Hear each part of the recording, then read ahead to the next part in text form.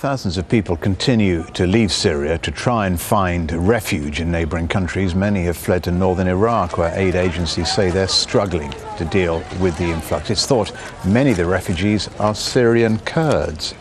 Well, Imran Khan is live for us now in Erbil. Imran, all the talk over the last 24 hours about military action and the vote against it in the British Parliament. Have you been talking to the refugees there? What do they think about the possibility of military strikes?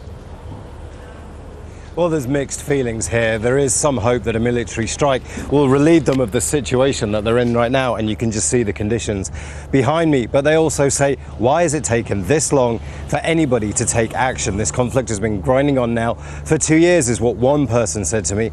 So there's a real sense of we want something to happen, but why has it taken so long? The machinations of this, the vote in the British Parliament, the Americans, the UN Security Council, none of that means anything here. These people just want to go back, and any potential military strike has given them some hope, but nobody here imagine it's a magic wand and they'll suddenly be magicked home as soon as these strikes happen. So a real sense of frustration still, and anger that it has taken this long to get here. Well, given there is still a threat of military action, not least by the US, would that mean a greater influx of refugees to where you are?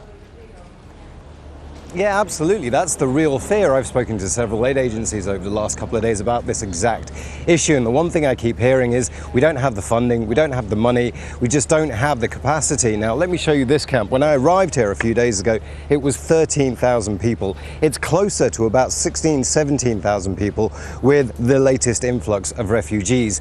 Now, the real issue here is, or one of the real problems here is, at the moment it's just Syrian Kurds that are coming over. They share a common history, a common language with the Iraqi Kurds.